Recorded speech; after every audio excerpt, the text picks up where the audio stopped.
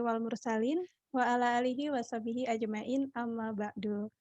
Sebelumnya, perkenalkanlah saya Aulia Anggraini selaku pembawa acara pada kegiatan kuliah umum hari ini. Yang terhormat Ibu Dr. Anda Triasti Nurmiati MSI selaku Ketua Program Studi Biologi FMIPA Universitas Pakuan. Yang saya hormati kedua pemateri yaitu Saudara Fiodea Karisma, SSI, dan Bapak Sigit Dwi Marianto, SSI, MSc. Yang saya hormati Saudara Febrian, selaku Ketua Himpunan Mahasiswa Biologi Heliantus. Yang saya hormati Ketua Pelaksana Kegiatan Kuliah Umum pada hari ini, yaitu Saudari Adila Samrato Fuadah, dan seluruh segenap panitia pelaksana kegiatan, dan yang saya hormati seluruh tamu undangan dan peserta. Pertama-tama, marilah kita panjatkan puji syukur kepada Tuhan Yang Maha Esa, sebab karunia-Nya dan rahmat-Nya pada hari ini kita bisa berkumpul dalam acara kegiatan kuliah umum. Tak lupa salawat serta salam selalu tercurah kepada junjungan kita Nabi Muhammad SAW. Semoga kita semua dalam keadaan baik dan sehat.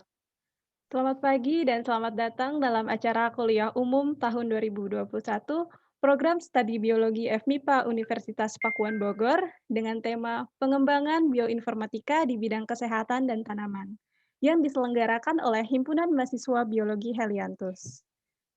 Sebelum memasuki acara pada hari ini, perkenankanlah saya untuk membacakan susunan acara kegiatan kuliah umum pada hari ini.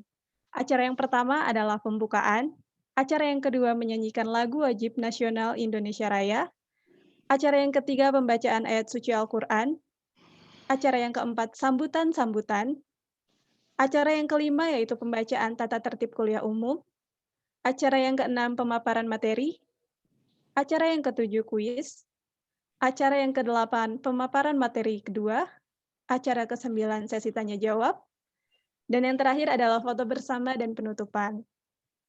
Memasuki acara yang pertama yaitu pembukaan, marilah kita awali acara pada hari ini dengan membaca basmalah secara bersama-sama. Bismillahirrohmanirrohim. Selanjutnya, acara yang kedua yaitu menyanyikan lagu Indonesia Raya.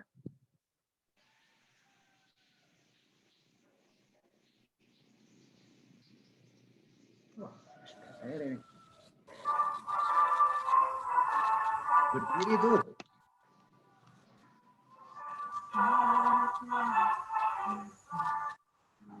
Bangsa dan tanah kita bersatu, Indonesia bersatu.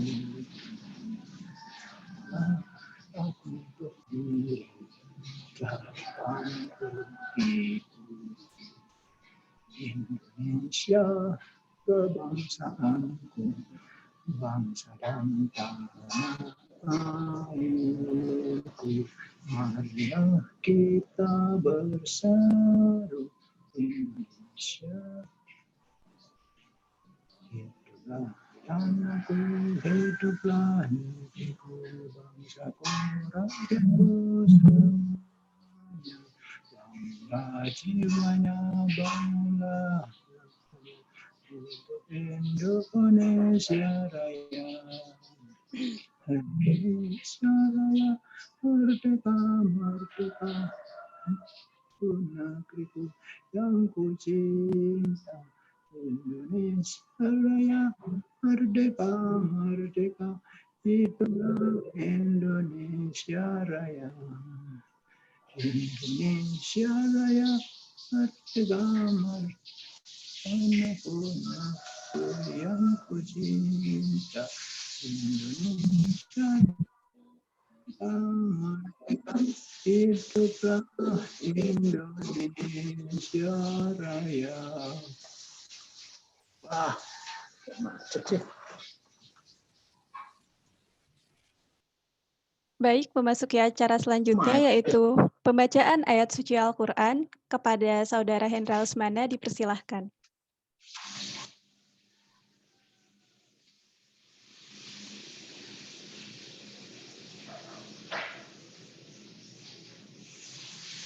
Assalamualaikum warahmatullahi wabarakatuh. Waalaikumsalam warahmatullahi wabarakatuh. Pada hadirin sekalian, izinkan saya untuk membacakan ayat suci Al-Quran. Quran surat Al-Mujadalah ayat 11. A'udzu billahi minasyaitonir rajim. Bismillahirrahmanirrahim. Ya ayyuhalladzina amanu idza qila lakum tafassahu fil majalisi fafsahu yafsahillahu lakum wa idza qila shuzu fanshuzu yarfa'illahu alladzina amanu minkum walladzina utul ilma darajat wallahu bima ta'maluna khabir. Shadaqallahul azim. Wahai orang-orang yang beriman, apabila dikatakan kepadamu, berilah lapangan di dalam majelis-majelis, maka lapangkanlah. Niscaya Allah akan memberi kelapangan untukmu. Dan apabila dikatakan, berdirilah kamu, maka berdirilah. Niscaya Allah akan mengangkat derajat orang-orang yang beriman di antaramu. Dan orang-orang yang diberi ilmu beberapa derajat. Dan Allah maha teliti apa yang kamu kerjakan. Maha benar Allah atas segala firman. Terima kasih. Assalamualaikum warahmatullahi wabarakatuh. Waalaikumsalam warahmatullahi wabarakatuh. Terima kasih kepada Saudara Hendra Lesmana. Semoga yang membaca dan yang mendengarkan mendapat syafaat dari Allah Subhanahu wa Ta'ala. Amin. Amin. Acara selanjutnya adalah sambutan-sambutan. Sambutan yang pertama akan disampaikan oleh Ketua Pelaksana Kegiatan Kuliah Umum pada hari ini. Kepada Saudari Adila Samratul Fuadah, dipersilahkan.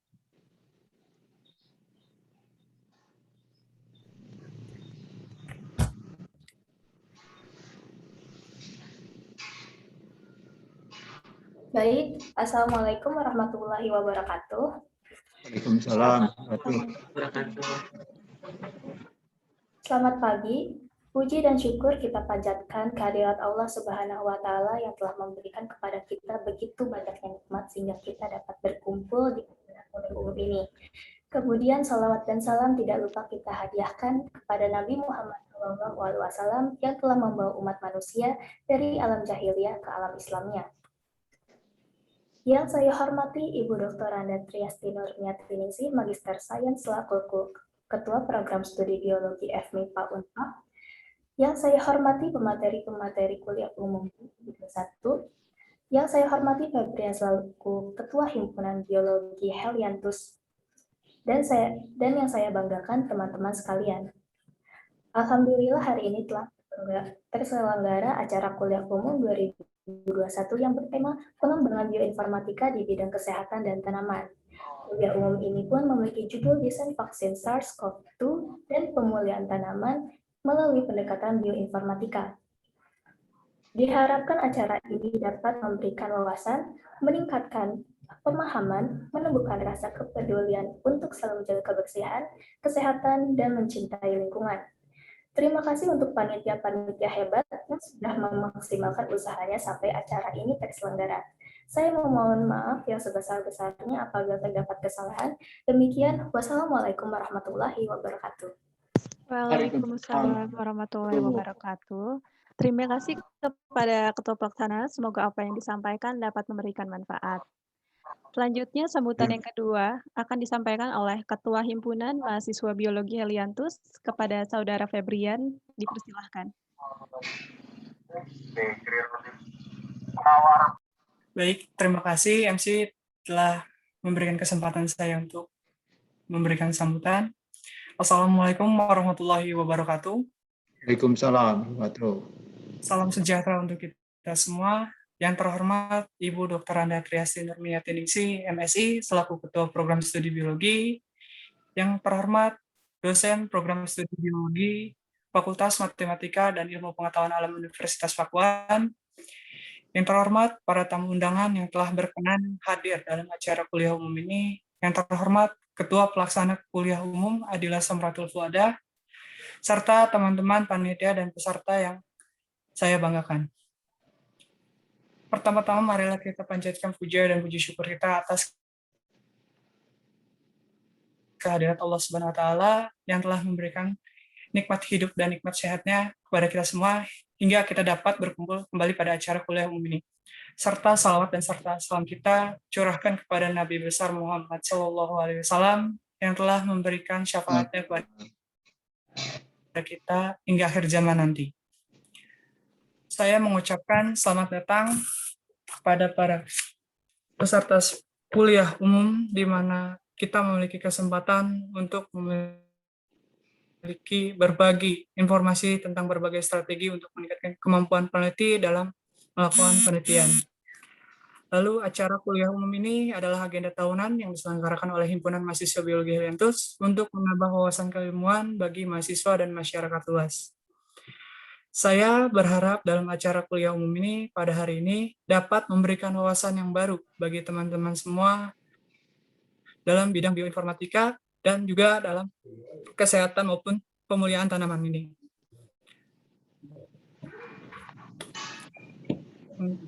Dan semoga ilmu yang diberikan oleh pemateri nanti bermanfaat bagi teman-teman semua dan dapat diimplementasikan untuk penelitiannya ke depannya. Akhir kata dari saya, wassalamualaikum warahmatullahi wabarakatuh. Waalaikumsalam warahmatullahi wabarakatuh. Terima kasih kepada Ketua Himpunan, semoga apa yang disampaikan bermanfaat bagi kita semua. Kemudian, sambutan yang ketiga sekaligus pembuka, yang akan disampaikan oleh Ibu Dr. Anda Triasti Nurmiatiningsih, MSI, selaku Kepala Program Studi Biologi FMIPA Universitas Pakuan. Kepada Ibu Triasti Nurmiatiningsih, dipersilahkan. Terima kasih, Saudara Adila. Assalamualaikum warahmatullahi wabarakatuh. Yang saya hormati, kedua pembicara kepada Bapak ya, sudah Bapak masih muda kelihatannya, Bapak Fioldia Harisma. Mas aja Bu. Mas aja Bu. Mas ya kelihatannya masih muda ini ya, Mas Fioldia Harisma ya, SSI RSP ya. Nah kemudian pembicara yang kedua, kalau Ibu sudah tahu ini, Bapak Sigit Dwi Marianto SSI MSc. Yang saya hormati Bapak Ibu dosen yang hadir ya. Ini beberapa Bapak Ibu dosen hadir di sini, Prof. Kirin, Bu Sri, Pak Cecep ya, dan beberapa yang tidak kan. Nah, yang saya hormati perwakilan ya, Ibu lihat perwakilan BEM, BLM di lingkungan FMIPA. Kemudian yang saya hormati perwakilan himpunan di lingkungan FMIPA. Kemudian Ibu lihat tadi ada beberapa alumni juga ada ya. Nah, yang saya hormati kepada Ketua Pelaksana ya, ini Adila ya. Kemudian yang saya hormati juga kepada semua pelaksana yang hadir di kegiatan ini ya. Nah, kita panjatkan puji syukur kehadirat Allah Subhanahu wa taala ya, karena kita masih kesempatan kesehatan untuk bersama-sama di sini akan sama-sama menimba ilmu. Nah, kegiatan kuliah ini adalah kegiatan yang memang rutin ya diselenggarakan oleh himpunan dan prodi.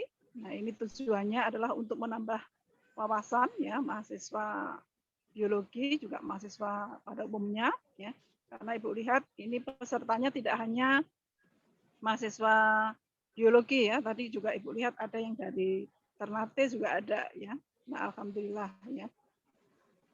Nah, untuk tema kali ini yang diambil itu sangat bagus ya, karena ini untuk bioinformatika ini adalah baru ya, kalau di biologi ya mungkin baru 2 tahun ini ya, atau setahun ini ya, itu ada bioinformatika ya. Nah, karena memang perkembangan ilmu biologi itu sangat pesat ya, dan sekarang juga sudah untuk ke tingkat ya molekuler, kemudian IT, itu kita harus mengikuti perkembangan itu ya. Nah, makanya ini diharapkan ya dari tema hari ini itu menambah wawasan yang baru untuk mahasiswa biologi ya khususnya dan peserta pada umumnya. Ya. Nah, mudah-mudahan dengan diselenggarakan kuliah umum ini, ya, ini akan menambah pengetahuan.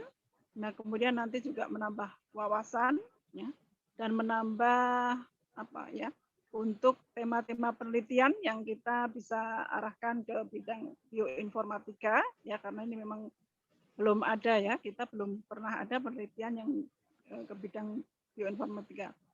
Semoga dengan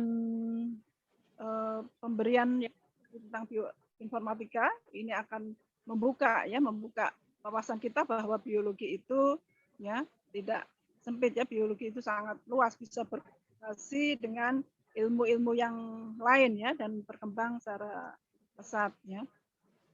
Nah, kemudian juga kepada seluruh panitia yang sudah mempersiapkan ya kegiatan ini, meskipun Ibu ada kendalanya, tapi bisa terlaksana dengan baik. Ya. Nah, mungkin itu yang bisa Ibu sampaikan.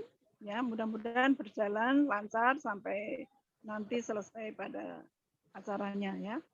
Saya juga apresiasi mengucapkan terima kasih kepada kedua pembicara ya yang sudah berkenan untuk memberikan atau berbagi ilmu kepada kami pada hari ini. Ya. Terima kasih kepada Mas Viol dan Bapak Sigit. Ya. Demikian yang Ibu sampaikan. Ya. Terima kasih. Wassalamualaikum warahmatullahi wabarakatuh. Waalaikumsalam warahmatullahi wabarakatuh. Terima kasih. Ibu harus iya Bu. Dengan mengucapkan ya Bismillahirrahmanirrahim acara ya kegiatan kuliah umum ya dengan tema pengembangan bioinformatika di bidang kesehatan dan tanaman ya dengan resmi Ibu buka. Terima kasih. Terima kasih kepada Ibu Dr. Anda Triasti Nurmiatiningsih atas sambutan dan pembukaannya. Hadirin yang berbahagia, memasuki acara inti yaitu penyampaian materi yang akan dipandu oleh moderator. Kepada Saudari Selvia Marcelona, acara saya alihkan. Terima kasih kepada MC yang telah memberikan waktunya kepada saya. Hadirin sekalian, langsung saja kita memasuki acara selanjutnya yang merupakan acara inti dalam kegiatan ini. Namun sebelumnya, izinkan saya menyambut. Yang terhormat, Ibu Dr. Anda Triasti Nurmiatiningsih, Magister Sains, selaku Ketua Program Studi Biologi Fakultas Matematika dan Ilmu Pengetahuan Alam Universitas Pakuan. Yang terhormat, Saudara Febrian, selaku Ketua Himpunan Mahasiswa Biologi Heliantus. Yang terhormat, Saudari Adila Samrotul Fuadah, selaku Ketua Pelaksana. Yang terhormat, segenap panitia pelaksana kegiatan. Yang terhormat, kedua pemateri kita hari ini dan tamu undangan yang kami banggakan. Selamat pagi, salam sejahtera bagi kita semua. Marilah kita panjatkan puji syukur kepada Tuhan Yang Maha Esa, karena telah memberikan limpahan rahmat sehingga kita dapat berkumpul dalam acara yang berbahagia ini. Sebelum memasuki acara, izinkan saya memperkenalkan diri. Saya, Selvia Marcelona, selaku moderator yang akan memandu jalannya sesi kali ini. Kemudian, penyampaian materi untuk setiap pembicara akan kami berikan waktu selama 45 menit. Langsung saja kita memasuki kepada pemateri pertama yang akan saya bacakan CV-nya.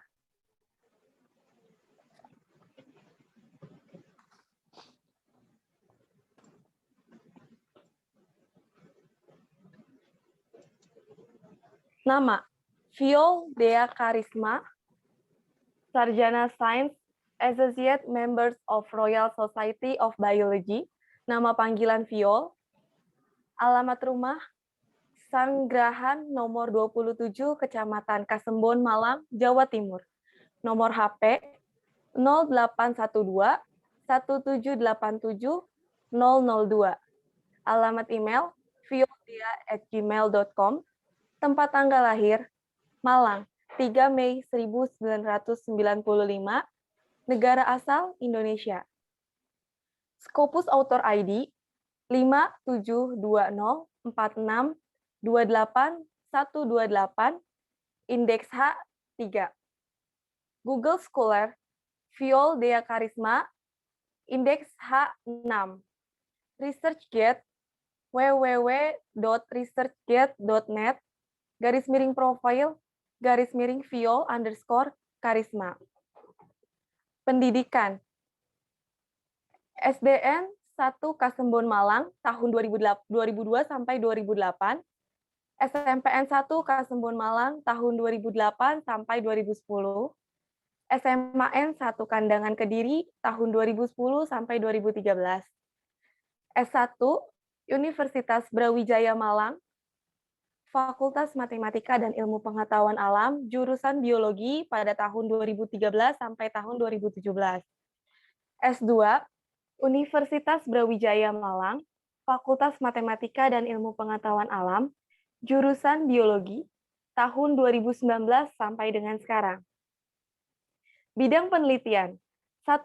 Topik utama, virologi komputasi. 2. Topik multidisipliner, nanobiologi. Penghargaan. 1. Pemateri seminar pengembangan strategi penelitian antivirus SARS-CoV-2 dengan perspektif bioinformatika tahun 2020. Pemateri seminar COVID-19, pencegahan dan strategi penelitian melalui pendekatan bioinformatika tahun 2020. Pemateri seminar perspektif biologi pandemik COVID-19, Himpunan Mahasiswa Pendidikan Biologi Universitas Lambung Mangkurat tahun 2020. Pemateri seminar diskusi online Data Coronavirus, Virologist dan Data Scientist tahun 2020. Associate Member Australasia Branch, Membership Number PO137421 tahun 2021.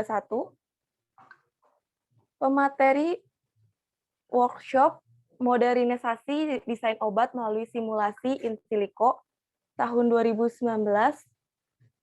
Pemateri kuliah umum pengantar bioteknologi modern dan simulasi rekayasa protein 3D tahun 2019. Pemateri workshop saintifikasi tumbuhan obat melalui kajian in silico. Pemateri workshop pengantar desain obat dan prediksi potensi senyawa herbal melalui bioinformatika HMJ Biologi UNESA tahun 2018. Tentor workshop pengantar database dan dasar visualisasi molekuler Himabio Semut Merah 2018. Asisten dosen kuliah atau praktikum Teknik Analisis Biologi Molekuler Universitas Negeri Malang. Juara 2 Lomba Esai Bintang Riset Mahasiswa FMIPA UB 2016. Asisten Laboratorium Praktikum Biokomputasi Dasar jurusan Biologi UB tahun 2016. Dan juara 1 Lomba Judul PKM 2014.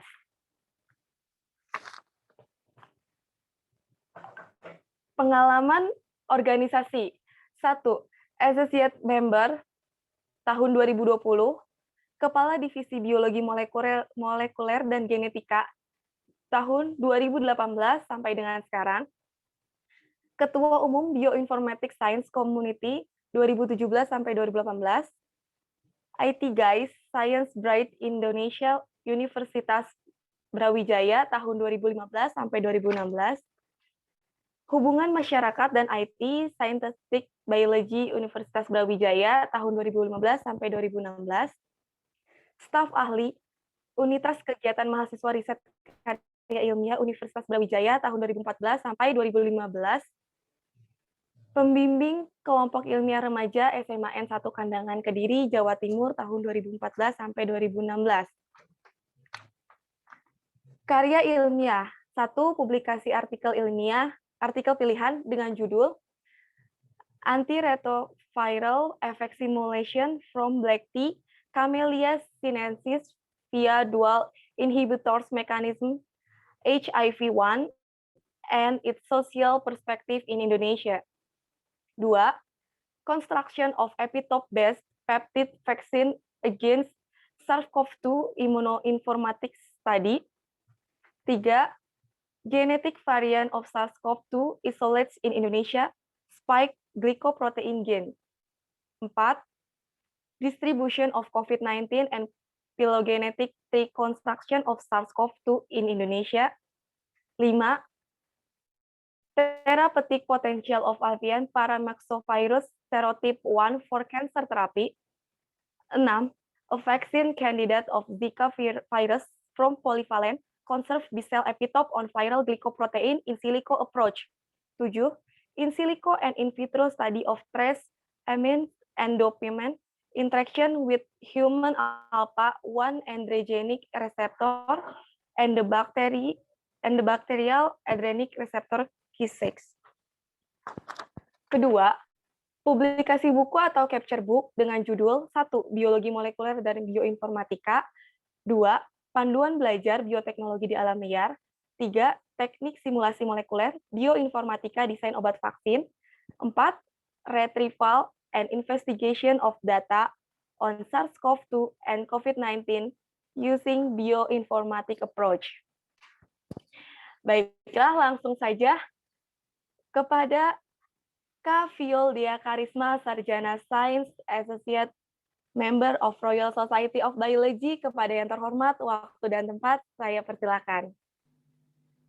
Baik, terima kasih untuk moderator dan saya ucapkan terima kasih pada pihak penyelenggara telah mengundang saya di hari ini dan suatu kebanggaan menyampaikan materi desain vaksin melalui pendekatan bioinformatika ini di Universitas Negeri Pakuan. Dan saya ucapkan terima kasih juga kepada panitia dari himpunan Helianthus telah menghubungi saya dan mempersilahkan saya untuk menghadiri acara ini sebagai pemateri. Oke, langsung saja. Saya akan share screen. Ya, ini kepada host dipersilakan untuk men-setting agar saya bisa membagikan share screen-nya. Sudah, Kak. Sudah di multiple. Oke, terima kasih. Apakah yang saya share sudah dapat dilihat? Sudah. Sudah, Kak. Sudah bisa dilihat. Baik, terima kasih. Ya. Jadi pada hari ini kita akan belajar mengenai desain vaksin SARS-CoV-2 melalui pendekatan bioinformatika. Ya, ini sebenarnya SARS-CoV-2 itu bukan virus kajian penelitian saya, tetapi karena situasi sekarang pandemi, hal tersebut mendorong saya untuk belajar lebih lanjut terkait SARS-CoV-2 ya. Karena SARS-CoV-2 ini awalnya penyakit dari zoonosis. Ya. Oke, jadi kita langsung mulai ke. Nah, ini tadi sudah dibacakan oleh moderator. Ya. Ini merupakan sejarah pendek perkembangan bioinformatika. Jadi bioinformatika itu dia lahir bisa jadi benang merahnya pada awalnya itu pada tahun 1951 ketika Frederick Sanger ini menemukan sequencing pada peptida, jadi sequence protein. Ya, sequencing pada protein. Jadi sequencing ini kita bisa membaca apa sih kode-kode asam amino yang terkandung dalam suatu peptida. Jadi peptida itu merupakan sebuah struktur protein yang dia itu lebih pendek. Ya, ini kalau struktur protein utuh kan dia lebih besar. Struktur sekunder, tersier dan kuaterner. Kalau peptida ini termasuk struktur primer. Tapi peptida ini sebenarnya bisa juga diubah menjadi struktur sekunder. Ya. Kemudian setelah itu istilah bioinformatika kapan kira-kira bisa dikenalkan ke khalayak umum? Nah, itu pada tahun 1970 hingga 1973 oleh Paulian Hogeweg dan Ben Hesper. Nah, jadi di sini sudah mungkin salah satu dari kita semua yang berada di sini mungkin sudah mengenal istilah yang namanya alignment. Jadi ini alignment itu persejajaran materi genetik yang bertujuan untuk mengetahui kesamaan. Nah, ini teman-teman yang biasanya fokusnya di penelitian evolusi, kemudian penelitian yang menjelaskan jarak kekerabatan antar organisme itu pasti sudah mengenal yang namanya alignment. Nah, jadi sebenarnya istilah bioinformatika itu dikenalkan sejak baru muncul ke publik itu pada tahun 1970 hingga 1973 ini, sekitaran tahun ini. Nah, kemudian setelah itu di tahun selanjutnya beberapa database itu sudah muncul. Ya, nanti pengertiannya akan saya penjelasannya akan saya jelaskan di slide selanjutnya. Nah, jadi sudah mulai muncul yang namanya pangkalan data. Jadi fungsinya database ini sebenarnya untuk menyimpan informasi-informasi biologi. Nah, jadi informasi-informasi biologi ini bisa terkait protein, kemudian terkait DNA, kemudian terkait senyawa kimia, dan masih banyak lagi. Yang nantinya kita akses juga. Kemudian baru di tahun 1988 hingga 1990 ini ada Human Genome Project. Ya, ini teman-teman bisa membaca sendiri ya di internet apa sih yang dimaksud dengan Human Project, kemudian blueprint-nya itu apa, terus kemudian output dari Human Genome Project itu apa ya. Karena manusia itu kan rasa keingintahuannya sangat tinggi. Jadi dia ingin mempelajari genom-genom yang terdapat dalam dirinya sendiri. Ya. Ini durasinya sekitar 15 tahun. Hasil dari Human Genome Project ini menemukan banyak gen-gen yang terdapat dalam tubuh kita. Kemudian pada tahun 2003 Human Genome Project itu komplit. Kalau menurut saya, pandangan saya sendiri, bioinformatika itu mulai berkembang di Indonesia sejak tahun 2005-an dan baru booming itu 2016. Ya, teman-teman peneliti bioinformatika yang lain itu pada suka mengeksplor katakanlah potensi senyawa bioaktif dari tumbuhan obat tertentu, katakanlah tumbuhan herbal dari katakanlah herbal yang digunakan untuk pembuatan jamu temulawak, kemudian beras kencur. Nah, itu bisa kita pelajari melalui bioinformatika, dan itu dari 2016 hingga sekarang itu yang menjadi booming di Indonesia menurut saya. Kemudian apa sih itu yang dimasukkan dengan apa yang dimaksud dengan bioinformatika? Jadi bioinformatika ini bisa disebut dengan analisis in silico. Ya, kenapa in silico? Karena rata-rata logam penyusun dari komputer yang kita gunakan itu berasal dari silikat. Silikat ini kalau di bahasa Latin kan jadinya silico. Nah, kenapa di belakang gambar in silico ini saya beri gambar jembatan? Karena penelitian in silico ini bisa menjembatani antara in vitro dan in vivo, ataupun sebaliknya. Maksudnya bagaimana? Jadi penelitian in silico ini kebanyakan digunakan oleh para peneliti. Terkadang teman-teman katakanlah teman-teman di kedokteran sebelum dia itu melakukan riset terkait vaksin, ya, terkait vaksin. Kalau kita langsung ke in vitro maupun in vivo itu kan pasti membutuhkan biaya yang sangat mahal. Jadi kita bisa memprediksi melalui in silico ini dulu. Jadi kita akan mendapatkan yang namanya hasil prediksi atau hasil teoritis. Nah, kita akan mengetahui kira-kira jika kita menggunakan treatment ini keberhasilannya, akurasinya berapa persen. Nah, itu yang saya maksudkan menjembatani tadi. Jadi kita bisa melakukan in silico di awal atau in silico di akhir. Nah, kalau in silico di akhir itu fungsinya untuk apa? Untuk memperkuat teori yang dihasilkan dari hasil penelitian in vitro maupun in vivo. Nah, sebenarnya bioinformatika itu sendiri secara harfiahnya bisa diartikan sebagai cabang biologi yang menggunakan software komputer untuk menganalisis fenomena biologi tertentu. Nah, selain menganalisis, bioinformatika itu juga menyimpan, kemudian menginterpretasikan data dan lain sebagainya. Kemudian bioinformatika ini merupakan ranah interdisipliner. Jadi dalam bioinformatika ini teman-teman istilahnya, kalau misalkan saya nggak suka fisika, nggak suka kimia, itu salah kalau misalkan tertarik dalam bioinformatika. Ya, jadi kalau di dalam bioinformatika itu teman-teman harus paham yang namanya yang pertama itu ilmu pengetahuan ilmu komputer. Ya, mungkin terkait beberapa software itu pasti membutuhkan command line, yaitu untuk membutuhkan sedikit coding gitu ya teman-temannya. Nah, kemudian ada matematika juga karena disinilah kita matematika yang saya maksud ini bukan matematika yang formula seperti itu, bukan. Itu ranahnya biokomputasi ya. Mungkin di lain waktu kita akan berbicara banyak terkait biokomputasi.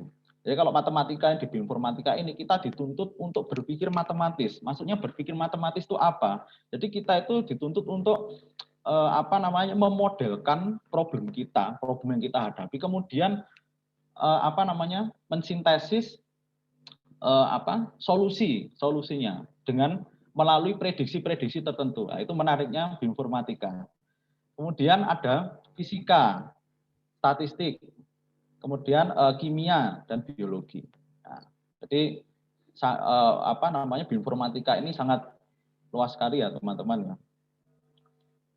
Kemudian peran bioinformatika dalam penelitian. Tadi sudah saya singgung bahwasanya ketika kita penelitian wet lab, ya ini yang biasanya teman-teman di kampus saya yang sering dialami ya. Kalau misalkan kultur sel, ya, entah sel apa, itu pasti dia ada kendala yang namanya kontaminasi bakteri. Kemudian kalau dia in vivo, beli mencit, tiba-tiba tidak terkena apa-apa, dan padahal dia nggak sakit, sehat begitu saja, sehat walafiat, tiba-tiba sakit, terus tiba-tiba besoknya sudah innalillahi. Nah, kita tidak tahu problemnya. Kemudian ketika ditanya nih oleh penguji, nah, itu gimana itu? Misalkan temulawak dalam kandungan 20% ekstrak temulawak, katakanlah seperti itu ya. Pemberian 20% ekstrak temulawak yang diberikan ke ke hewan coba, katakanlah untuk mengatasi virus influenza, itu bisa menurunkan menurunkan proses replikasi virus tahap pengeluaran, yang biasa disebut istilahnya itu penurunan viral load ya teman-teman. Jadi banyaknya virus yang dikeluarkan oleh sel yang terinfeksi. Jadi dia itu bisa menurunkan itu. Kelemahan dari teman-teman yang penelitiannya in vitro dan in vivo, mereka jarang menjelaskan atau ya biasanya itu tidak paham menjelaskan mekanisme molekulernya. Itu tambah pusing. Ya, tambah pusing kalau ditanya oleh penguji. Kemudian belum lagi di lab itu kan ada beberapa zat berbahaya dan dikejar oleh deadline ya teman-teman ya. Kalau in silico ini istilahnya itu klik-klik langsung jadi ya teman-teman ya. Pengalaman sampai dah ini kuatnya. Jadi klik-klik langsung jadi ya teman-teman ya. Kalau pengalaman saya itu. Selain itu untuk penelitian in silico ini bisa mengatasi problematika yang di sini. Kemudian kalau misalkan kita penelitian wet lab, ya penelitian wet lab atau in vivo maupun in vitro, ya, itu biaya untuk penelitiannya itu pasti sangat mahal. Ini sampai uji klinik ya teman-teman, itu pasti mahal. Kalau pemodelan komputer ini murah sekali ya teman-teman ini. Komputer model biasanya teman-teman dari kedokteran itu sekarang sudah mulai terbuka ya istilahnya, itu mereka memanfaatkan komputer penelitian in silico ini untuk penelitian awalan. Ya. Jadi kalau teman-teman dari kedokteran sudah bergerak belajar, masa kita yang dari biologi itu sebagai ilmu dasar yang merupakan ujung tombak dari kemajuan ilmu pengetahuan tidak mau belajar kan ya masa kalah sama orang-orang aplikasi, sedangkan yang basic itu kan kita harus selalu update. Bahkan mereka kan belajar dari kita sebenarnya kalau untuk pengembangan ilmu pengetahuan. Ya, saya berharap seperti itu teman-teman, nanti setelah mendapatkan materi dari saya, mungkin ada beberapa dari teman-teman yang berminat untuk penelitian atau kerjasama penelitian, ya bisa nanti menghubungi saya. Oke. Jadi untuk meminimalisir biaya, itu salah satu peran bioinformatika dalam penelitian. Ya, jadi kalau kelemahan bioinformatika itu belum saya singgung ya. Kelemahannya bioinformatika itu dia hasil penelitiannya itu masih berupa teoritis. Jadi dia itu masih harus dibuktikan lagi menggunakan uji lanjutan. Jadi kalau teman-teman itu misalkan sudah berhasil mendesain vaksin secara bioinformatika, itu jangan senang dulu karena belum tentu hasilnya itu benar. Belum tentu hasilnya itu benar dan pasti harus dibuktikan lagi melalui penelitian selanjutnya, yaitu melalui penelitian lab. Kalau diaplikasikan ke manusia ya harus tahap uji preklinik dan uji klinik. Nah, tetapi mengapa kok bioinformatika itu sangat penting sekali? Salah satunya tadi belum saya singgung juga. Ya karena dengan adanya prediksi itu tadi kita tidak tidak asal melakukan treatment pada penelitian itu. Jadi kita sudah ada acuan dengan hasil sebelumnya tadi. Oh hasilnya seperti ini. Oh kita akan seperti ini dan hal tersebut bisa mungkin meminimalisir biaya juga untuk penelitian selanjutnya. Karena kalau kita langsung wet lab itu terkadang belum ada basic apa-apa, pastinya kita akan habis biaya banyak juga. Nah, jadi penelitian yang dilakukan di bioinformatika itu sebenarnya ada banyak ya teman-teman, selain yang saya tampilkan di sini. Ya, jadi yang pertama adalah riset terkait mutasi. Jadi katakanlah nanti corona itu kan dia membentuk varian-varian baru ya teman-teman ya. Jadi mutasi virus yang golongan RNA itu dia itu sebenarnya ada dua macam. Nah, jadi ada dua macam untuk membentuk varian baru itu sebenarnya. Untuk yang mutasi itu bisa disebabkan karena genetik dan bisa disebabkan karena pengaruh lingkungan. Nah, yang biasa saya gunakan di in silico itu sebenarnya dua-duanya bisa teman-teman. Jadi kita memprediksi kira-kira katakanlah ya kita membandingkan reseptor dari hormon insulin, ya, katakanlah reseptor dari hormon insulin yang bentuknya itu normal dengan milik orang yang terkena diabetes.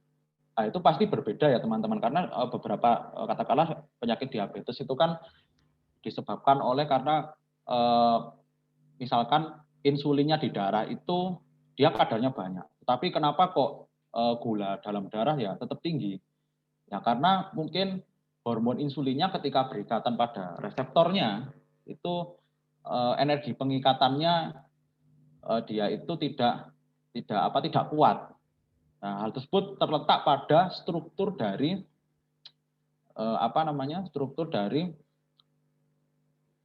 reseptornya, katakanlah ini reseptornya. Nah, ini kita bisa bandingkan.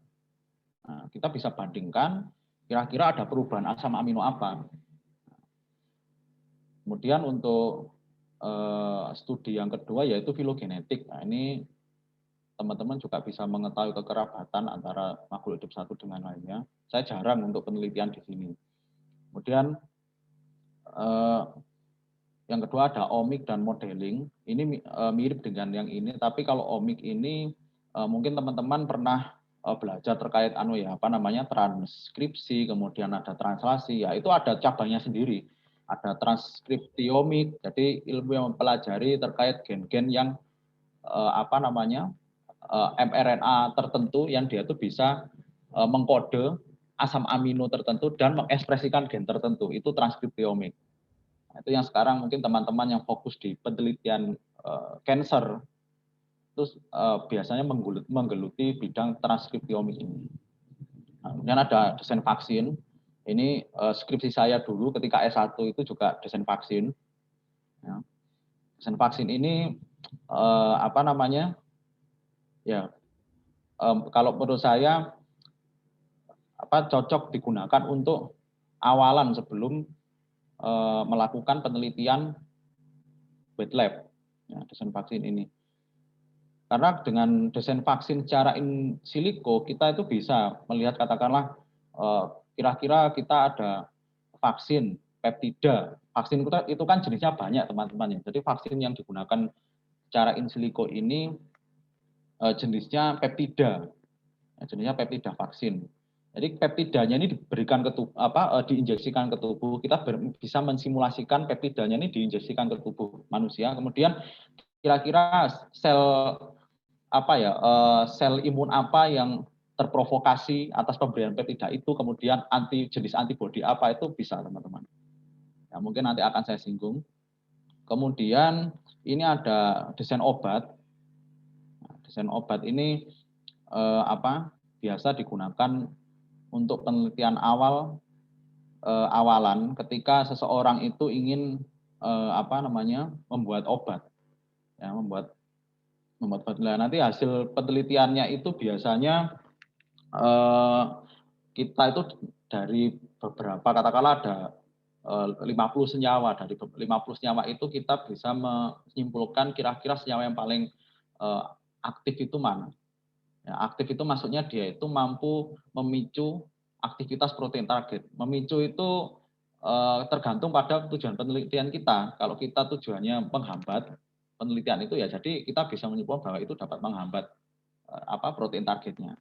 Kemudian untuk yang terakhir adalah dinamika molekuler dinamik. Jadi kita bisa mengetahui obat atau vaksin ketika dia berikatan pada suatu reseptor itu dia stabil atau tidak dan sampai kapan. Jadi menarik sekali dan mungkin sangat dalam ya teman-teman untuk bioinformatika ini.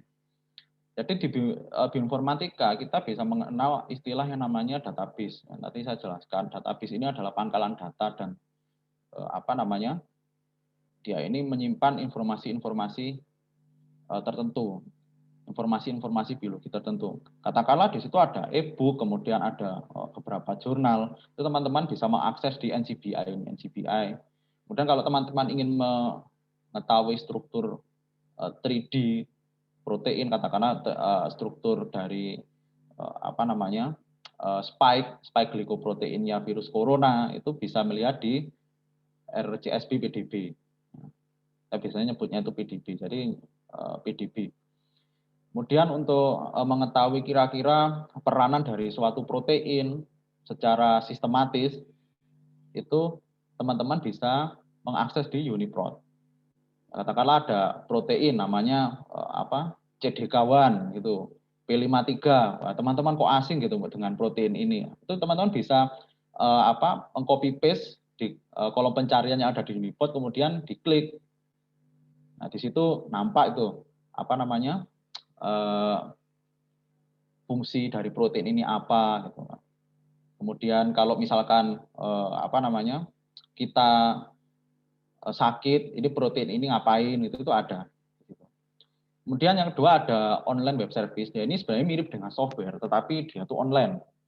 Ini ada beberapa contoh teman-teman. Ini software di bioinformatika ini tujuannya itu digunakan untuk menganalisis. Jadi perannya itu macam-macam ya teman-teman ya. Nah, kemudian ini yang saya contohkan di sini adalah yang pertama Swiss model. Swiss model ini fungsinya. Jadi misalkan teman-teman tuh dari UniProt ini, di UniProt ini juga menyimpan sekuen ya sama dengan NCBI. Jadi di UniProt ini ada sekuen protein. Teman-teman ingin mengetahui kira-kira kalau protein ini dimodelkan menjadi 3D, itu caranya gimana agar kita bisa mendapatkan model protein 3D-nya, yaitu dengan cara dimodelkan melalui Swiss model. Kalau Swiss model ini khusus untuk protein ya teman-teman ya. Jadi kalau DNA saya masih belum tahu memodelkannya gimana. Ada sekuen protein dalam format FASTA, itu bisa dimodelkan di Swiss model ini. Nah, kemudian ada analisis terkait, ya, ini nanti akan kita bahas, yaitu IEDB, analisis research, yaitu database epitope, yang mana kalau teman-teman ingin mendesain vaksin, memprediksi peptida peptida tertentu atau sekuen tertentu, itu ketika masuk ke dalam tubuh itu kira-kira dia bisa menjadi peptida yang bagaimana dan nantinya bisa dikenali oleh sistem imun, atau bagian mana dari sekuen tadi itu yang berpotensi dikenali oleh sistem imun. Nah, itu akan kita bahas nanti. Kemudian ada yang terakhir ada software. Ya kalau software ini ya mirip dengan web server, cuma kalau web server ini kan online, kalau software ini offline. Dan ada yang open source atau gratis dan ada yang prabayar. Nah, ini ada P-Rex, ini biasa digunakan untuk docking, ya, docking. Jadi docking itu nanti akan saya jelaskan di apa namanya di slide selanjutnya. Jadi kalau teman-teman ingin desain obat dan ingin mengetahui aktivitas senyawa kimia terhadap protein targetnya, itu teman-teman bisa melihat di sini. Kemudian ada PMOL. PMOL ini digunakan untuk memvisualisasikan struktur 3 dimensi. Ini mulai dari skripsi saya hingga tesisnya juga terkait informatika. Itu saya menggunakan PMOL. Kalau Yasara ini adalah software molekuler dinamik. Nah, ini yang free yang mana? Yang free ini P-Rex sama PMOL. Tetapi keduanya dia juga memiliki versi yang prabayar. Nah, untuk yang Yasara ini kalau nggak salah harganya 15 juta untuk satu lisensi softwarenya itu. Nah, jadi langsung saja. Ini adalah virus yang sekarang itu sedang pandemi di belahan dunia ini ya teman-teman. Di awalnya itu kan dia bernama nCoV ya, novel coronavirus. Ya, sebenarnya pandemi itu kalau menurut perspektif biologi, pandangan seorang biologi, itu merupakan fenomena non-linear ya teman-teman. Jadi fenomena non-linear itu sebenarnya fenomena yang kita itu tidak pernah berpikir, ya, tidak pernah berpikir itu akan terjadi. Ya, seperti contohnya selain SARS-CoV ini, pandemi SARS-CoV, ya kita ambil contoh yang dekat-dekat aja ya teman-teman. Teman-teman tahu nggak kalau misalkan dahulu sebelum ditemukan antibiotik itu manusia itu sudah menggunakan antibiotik alami. Ya, jadi sebelum Alexander Fleming menemukan penisilin, kita itu menemukan yang namanya bakteriofag. Nah, bakteriofag ini kan dia itu kan sebagai biokontrol ya teman-teman. Biokontrolnya dari bakteri itu. Pada saat penisilin, penelitian terkait bakteriofag atau penggunaannya itu sudah diabaikan. Ya, manusia senang dengan adanya antibiotik. Tetapi manusia apakah pernah dia memikirkan bahwasanya di generasi-generasi selanjutnya dari mulai tahun 1800 berapa antibiotik ditemukan hingga awal tahun 2000-an itu ada kasus resistensi antibiotik. Nah, jadi tidak pernah sama sekali. Itu yang dinamakan fenomena non-linear. Jadi pasti ada kesalahan dalam ketika kita memahami biosistem. Jadi sistem kehidupan ini kompleks ya teman-teman. Jadi kalau kita mengganggu keseimbangan yang satu, maka keseimbangan yang lain akan menyeimbangkan lagi dan membuat sistem baru. Ya kalau kita belajar evolusi kan survival of the fittest ya teman-teman ya. Kalau misalkan sudah membentuk ruang hidup baru itu. Ya jadi SARS-CoV ini merupakan fenomena non-linear yang mana kita itu tidak pernah berpikir bahwasanya di tahun-tahun ini akan terjadi pandemi seperti ini. Dan kita sebagai seorang biologi menyikapinya harus kita itu harus bisa berpikir kira-kira solusi solusi apa yang harus kita lakukan agar pandemi ini berakhir dan tidak terjadi lagi di kedepannya. Ya. Jadi salah satunya pastilah yang teman-teman nakes itu teman-teman nakes sering mengingatkan ke kita terkait kita harus physical distancing, kemudian cuci tangan, pakai masker, itu bisa digunakan sebagai solusinya. Kemudian yang saya bahas di sini adalah solusi kita dalam mendesain vaksin. Jadi tujuan kita mendesain vaksin itu sebenarnya saya nggak setuju ya kalau misalkan ada teman-teman katakanlah teman-teman dari kesehatan itu mengatakan bahwa vaksin ini untuk mereradikasi virus ya. Itu sangat salah besar karena kalau kita memahami virus itu juga makhluk hidup dan dia juga berhidup di sistem kehidupan ini. Katakanlah dulu memang kita berhasil menangani pandemi cacar ya teman-teman. Cacar. Dulu itu cacar itu kalau orang terkena cacar pastinya teman-teman ya orang-orang itu pada takut karena zaman dulu itu nggak ada vaksinnya. Ketika ada vaksin itu cacar sekarang seolah-olah dia sudah tiada.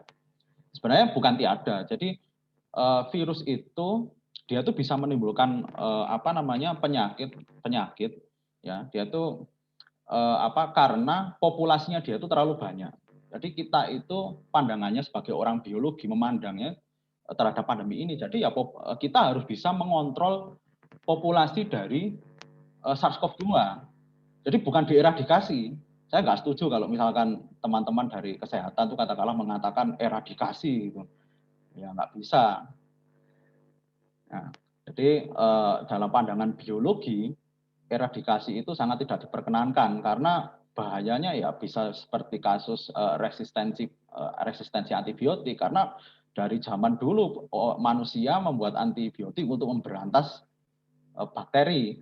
Nah, padahal bakteri juga punya peranan bagi manusia, teman-teman. Nah, oleh karena itu, untuk SARS-CoV ini solusinya kita harus mengendalikan populasi SARS-CoV-2. Salah satunya dengan vaksin, ya, teman-teman. Jadi kita membuat vaksin dengan harapan ketika vaksin itu nanti bisa dibuat, itu kasus SARS-CoV-2 ini bisa turun. Nah, jadi SARS-CoV ini ya saya itu tidak berbicara banyak ya terkait penjelasan mendetail terkait asal muasal SARS-CoV ini. Mungkin teman-teman di situ sudah banyak baca dan mungkin sudah rada-rada bosan. Ya, jadi memang SARS-CoV ini awalnya dia dari kelelawar ya teman-teman. Jadi dia ini tergolong zoonosis. Jadi dia disebarkan dari kelelawar dan dia termasuk virus RNA. Ya, jadi dia memiliki spike glycoprotein, yang mana spike glycoprotein ini dia akan binding ke ACE. Nah, ini saya simulasikan menggunakan bioinformatika, teman-teman. Nah, ini adalah salah satu contoh molecular docking. Ya, ini ketika teman-teman di media sosial itu ribut masalah obat. Jadi saya sama teman saya itu langsung fokus ke penelitian vaksin ya waktu itu di awal-awal COVID, dan jurnalnya mungkin teman-teman bisa membaca. Jadi saya cantumkan di daftar pustaka di slide ini. Ya, jadi ini saya mensimulasikan glikoproteinnya SARS-CoV itu berikatan dengan ACE. Jadi ketika dia itu berikatan dengan ACE, dia akan mengalami internalisasi. Jadi reseptor yang dibuat diikat oleh glikoprotein ini tergolong mediated endositosis. Jadi kalau reseptor mediated endositosis ini berikatan dengan suatu protein tertentu, maka dia dapat memicu si protein atau virus tadi itu masuk ke dalam sel. Ya. Jadi ini ACE ini sebenarnya pintunya ya teman-teman. Oleh karena itu mengapa kok glikoprotein ini, spike glikoprotein ini sangat penting digunakan untuk target desain vaksin ya, karena ketika virus masuk ke dalam sel ya pasti virus menggunakan glikoprotein ini sebagai kunci ya teman-teman ya, kunci untuk membuka gembok. Nah, gemboknya ini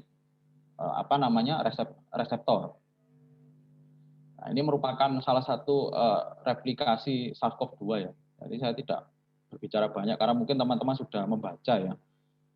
Nah, jadi ketika SARS-CoV-2 ini berikatan dengan ACE, maka dia akan mengalami endositosis. Nah, kalau teman-teman belajar secara mendalam, mendengar pendekatan multidisipliner, bahwasanya ketika virus ini berikatan dengan reseptor, itu dia itu mengapa kok bisa ke bawah? Kok dia tuh nggak ke atas, nggak ke samping, ke kiri, ke kanan? Kenapa kok dia ke bawah? Ya karena kalau teman-teman belajar fisika itu kan ada perbedaan. Jadi perbedaan, gampangannya itu perbedaan muatan ya di sini ya. Jadi di sini itu awalnya muatannya itu positif. Jadi ketika ada pengikatan seperti ini, jadi yang bawah ini jadi negatif. Jadi pasti dia akan ditarik ke bawah. Ini ada perubahan energi ya teman-teman. Jadi ada perubahan energi, yang mana perubahan energi inilah yang digunakan virus itu masuk ke dalam sel. Nah, kemudian dia akan mengalami internalisasi. Nah, internalisasi, dia melepaskan materi genetiknya dan dia melakukan replikasi. Ya. Tetapi poin pentingnya di sini ya, kita kalau misalkan ingin desain vaksin, kita akan fokus ke protein yang terletak di luar virion SARS-CoV-2 ini yang digunakan untuk masuk ke dalam sel. Tidak hanya berlaku pada SARS-CoV-2, jadi virus-virus lain ya teman-teman seperti influenza, kemudian adenovirus, ya. Kemudian ada human papillomavirus dan lain sebagainya, HIV yang menjadi topik riset saya lah. Itu pasti kalau di HIV juga itu ada glikoproteinnya dan itu biasa digunakan untuk target desain vaksin. Ya, jadi vaksin ini sebenarnya ini ada yang kurang ya di sini teman-teman. Jadi dia itu dibagi menjadi tradisional dan modern. Kalau yang vaksin-vaksin yang digunakan dari Cina itu ya, Moderna itu ya, untuk SARS-CoV-2 itu dia termasuk metode tradisional, yaitu virus yang dilemahkan atau dimatikan. Ya. Inactive vaksin atau weaken. Nah, ini yang digunakan Sinovac ya, Sinovac. Saya tidak ya teman-teman ya, tidak begitu mengamati mereknya. Jadi kalau misalkan salah ya diingatkan. Nah, merek vaksinnya. Karena kalau misalkan sudah bicara merek itu urusannya orang-orang kedokteran, bukan orang biologi. Orang biologi itu mempelajari terkait basicnya, ilmunya saja. Nah, jadi ini adalah generasi awal ya teman-teman, vaksin generasi awal atau vaksin tradisional. Kemudian untuk yang modern itu ada DNA, kemudian subunit, viral vector dan peptida. Peptida itu biasanya ditulis synthetic peptide. Ya. Ini ada mRNA. mRNA ini sebenarnya tergolong di genetik. Ini benang merahnya apa kinerjanya dari mRNA vaksin ini, cara kerjanya. Jadi mRNA vaksin ini dia itu sebenarnya mRNA yang diambil itu adalah DNA dari SARS-CoV jadi gen dari SARS-CoV-2. Jadi bentuknya itu katakanlah SARS-CoV-2 kan dia itu kan RNA. Nah, kemudian ketika dia menginfeksi itu kan dia kan dia itu kan langsung menghasilkan yang namanya spike ya. Jadi ada gen yang yang dibawa oleh mRNA itu ya, itu urutan tertentu dia menghasilkan spike glikoprotein. Jadi yang diambil itu bukan full RNA-nya punyanya SARS-CoV itu, bukan. Jadi hanya RNA yang mengkode ini spike protein. Nah, jadi ini diambil. Jadi ini dia dibungkus ya teman-teman oleh yang namanya katakanlah ini lipid coat ini bisa dikatakan liposom ya. Ini teman-teman biasanya yang di farmasi atau kimia ya, ini biasanya dia mendesain nanopartikel. Jadi dia itu dibawa oleh nanopartikel. Bukan nanopartikel. Dia itu dibawa oleh delivery ya, delivery. Jadi delivery ini strukturnya bilayer fosfolipid. Jadi dominasi oleh fosfolipid. Dibungkus, kemudian dia akan masuk ke dalam sel. Jadi oleh sel ini dia dianggap makanan. Maka dari itu dia mengantarkan mRNA. Nah, mRNA ini nanti akan disintesis ditranslasikan oleh ribosom. Nah, jadi ditranslasikan oleh ribosom dan membentuk spike protein. Nah, spike protein inilah yang nantinya akan diproduksi oleh sel dan dikenali oleh sel-sel sistem imun yang ada di sistem imun itu untuk menghasilkan respon kekebalan terhadap SARS-CoV-2, respon imun terhadap infeksi SARS-CoV-2. Dalam bioinformatika biasanya digunakan vaksin berbasis peptida. Nah, jadi kalau yang inaktif, subunit, viral vector, genetic code ini tidak, biasanya digunakan tuh yang peptida. Ya, jadi di pertemuan kali ini sebenarnya saya ingin membahas desain vaksin juga berdasarkan sel B dan sel T ya, karena desain vaksin itu kan dibagi menjadi dua ya, untuk secara harfiahnya itu ada desain vaksin berbasis sel B dan sel T. Tapi karena ya mungkin waktu ya yang diberikan oleh panitia sangat terbatas, maka saya menjelaskan hanya sel B. Jadi kalau kita ingin mendesain vaksin berdasarkan sel B, ya, jadi kita pahami dulu kinerja dari sel B. Jadi sel B itu ketika menghasilkan antibodi, dia itu selain aktivasinya dia itu diaktifkan oleh sel T, dia itu bisa tidak bergantung dari sel T. Jadi dia itu bisa langsung berikatan atau mengenali virus ketika virus itu masuk ke dalam tubuh. Jadi kalau ada virus SARS-CoV ya katakanlah ini teman-teman. Jadi dia tuh masuk ke dalam tubuh, sel B itu langsung mengenali dia itu bisa. Kemudian sel B ini akan berdiferensiasi menjadi maksud saya dia akan matang ya menjadi sel plasma dan menghasilkan antibodi spesifik untuk melawan virus ini. Itu bisa. Nah, tapi antibodinya dihasilkan ini tipenya masih antibodi yang tergolong lemah yaitu IgM. Meskipun IgM ini pengikatannya sangat efisien dibanding antibodi yang lain, tapi afinitasnya itu sangat rendah dibanding antibodi yang lain. Jadi IgM ini masih belum efektif untuk menetralisasi virus, tetapi dia bisa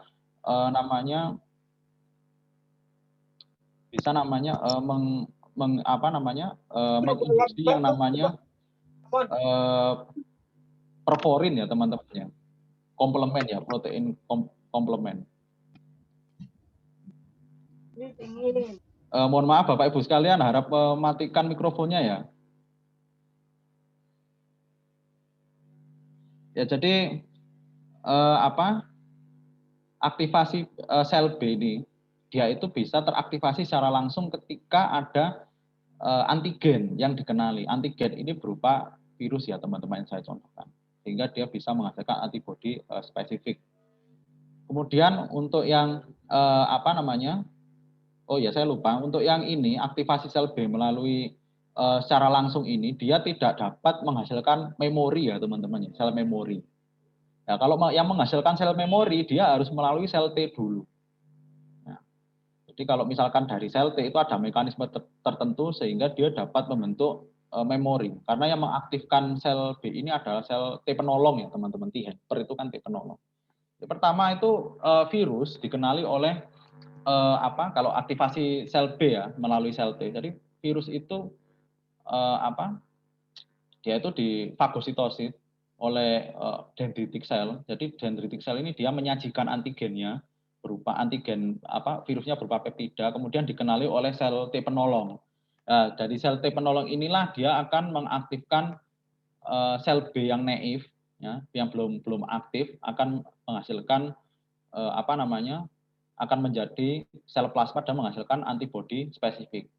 Nah, ini sebenarnya jalurnya itu ada yang kurang ya teman-teman, ada yang kurang. Jadi sel T ini juga bisa mengaktifkan pembentukan sel B ini juga menjadi memori. Jadi kapan dia itu akan membentuk sel plasma atau memori, lah ini teman-teman bisa membaca sendiri. Nah, tetapi yang nanti akan saya jelaskan itu desain vaksinnya itu berdasarkan yang ini, yang secara langsung ini. Karena kalau yang ini lumayan panjang ya teman-teman. Ya, jadi untuk mendesain vaksin kita harus menyiapkan sampelnya terlebih dahulu ya teman-teman. Jadi katakanlah tadi saya bilang bahwa sampel yang kita pada virus, pada struktur virus itu terdapat glikoprotein, yang mana glikoproteinnya ini dia dapat digunakan sebagai target desain vaksin. Ya, desain vaksin. Ya, kita bisa mencari sekuen glikoprotein itu di database. Ini sebenarnya yang saya tampilkan di sini adalah sampel fullnya. Ini sampel full genomnya dari SARS-CoV-2. Ini apa ini? Kita